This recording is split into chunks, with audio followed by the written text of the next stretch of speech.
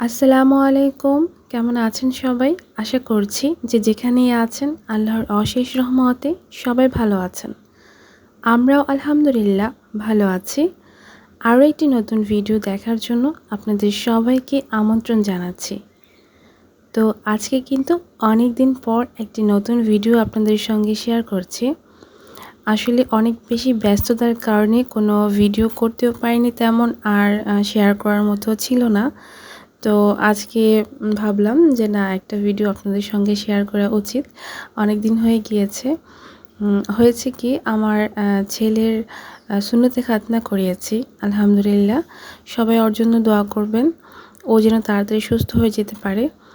আর সেই কারণে আসলে অনেক বেশি ব্যস্ততার সময় পার করতে হচ্ছে, কারণ ওর প্রতি একটা এক্সট্রা কেয়ার কিন্তু এখন প্রয়োজন।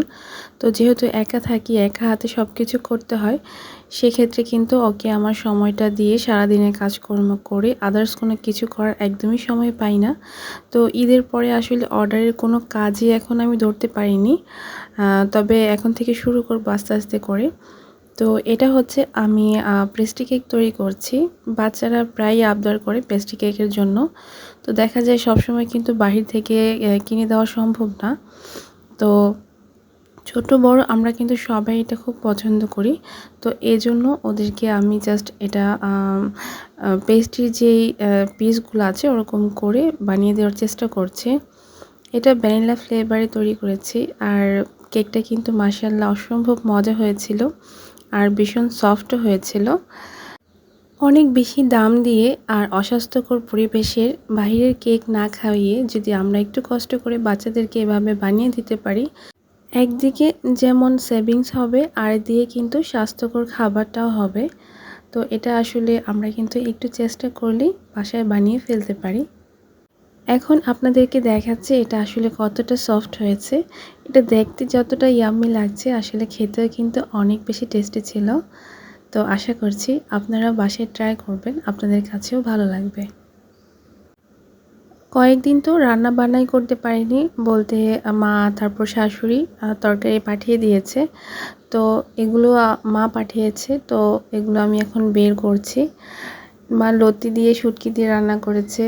আব্দুল্লাহ তো এগুলো কিছুই খেতে পারে না, ওকে জাস্ট প্রথম দিন একটু যে শুকনো খাবার আছে ওগুলো দিয়েছি, এরপর নিয়মিত যে ওষুধ আছে ওগুলো খেতে হয়, মালটার জুস করে দেই। তো এই টাইপের খাবার জাস্ট আমাদের জন্য নিয়ে এসেছে। আর বাসায় তো মাংস রান্না করাই ছিল। তো এই তো ডাল, এরপর হচ্ছে চেও মাছ আলু দিয়ে ভেজে রান্না করেছে, টমেটো দিয়ে ডাল রান্না করেছে, আর হচ্ছে লতি। আর আম্মু কী করেছে, ভাতটাও রান্না করে নিয়ে এসেছে। আর আমার শাশুড়ি আম্মাও কিন্তু তরকারি নিয়ে এসেছে। তো ওগুলোই জাস্ট খুলে খুলে নিচ্ছি। আমার দুই মায়ে কিন্তু পাশে দাঁড়িয়ে আছে আমি যখন আসলে ভিডিওটা করছিলাম। তো বলছে, তুই তাড়াতাড়ি এগুলো বের করে নে, নয়তো এগুলো গরমে নষ্ট হয়ে যাবে। তো এই তো আর কি, ওনাদের সামনে এগুলোকে বের করে রাখছি। তো এটা হচ্ছে শাশুড়ি আম্মা নিয়ে এসেছে। এখানে কি মাছ যেন উনি আলু টমেটো দিয়ে রান্না করেছে। আর এই দুই শাক আর ঢেঁড়স ভাজি নিয়ে এসেছে এখানে। তো এগুলো দিয়ে দেখা গেছে কি আমাদের একদিন না 2 দিন হয়ে গিয়েছে। আর এই মাছ ভাজাটা আব্দুল্লাহর জন্য নিয়ে এসেছে শাশুড়ি আম্মা। আব্দুল্লাহ তো এগুলো কিছুই খায়নি, জাস্ট মাছ ভাজা দিয়ে একটু ডাল দিয়ে খেয়েছে। এটাও কিন্তু ডাল শাশুড়ি আম্মা নিয়ে এসেছে। তো এই তো এগুলো দুপুরের লাঞ্চের জন্য আমি সব কিছু এভাবে খুলে রেখে দিয়েছি, একটু ঠান্ডা হলে এগুলো আবার রেখে দেব। মাঝে মাঝে নিজেদেরকে কিছু নিজেরাই যদি গিফট করি তাহলে কিন্তু সেটাও মন্দ লাগে না। তো আমি কি করেছি, এটা অনেক দিন ধরে ধরেছি, কিন্তু কমপ্লিট করা হচ্ছিল না আর কি সময়ের জন্য। তো এই ফাঁকে একটু একটু করে আমি এইটাও কমপ্লিট করে ফেলেছি। এটা আমি 9 তার দিয়ে করেছি আর ডাবল প্লাই করে নিয়েছি, মানে 9 তারের যে একটা প্লাই থাকে সেটাকে আমি ডাবল করে নিয়েছি। এই যে দেখুন, কালারগুলো আমি পছন্দ করেছি। এখানে এটা কি বলে, সুরমা কালার কিংবা ash colour, deep ash colour যেটা আর কি, ওটা দিয়েছি। টিয়া সবুজ দিয়ে পাতা দিয়েছি। এখানে 3টা কালারের পাতা আমি ইউজ করেছি, ডিপ সবুজ, টিয়া সবুজ আর হচ্ছে জলপাই সবুজ। আর বাকি কম্বিনেশনগুলো তো আপনারা দেখতেই পাচ্ছেন। তো এখানে রেড, হোয়াইট, এরপর ইয়েলো, পিঙ্ক, সবটার কম্বিনেশন আর কি আমি করার চেষ্টা করেছি। এটা আমি একটা ডাইনিংয়ের ম্যাট তৈরি করেছি নিজের জন্য। যখন এটা আমি সেটিং করব অবশ্যই আপনাদের সঙ্গে শেয়ার করব। তো আসলে এই ধরনের কাজ আমার করা হয় কম বেশি, কিন্তু নিজের জন্য আসলে কিছুই করতে পারি না একান্ত সময়ের জন্য, কারণ এগুলো করতে কিন্তু অনেকটা সময় লাগে।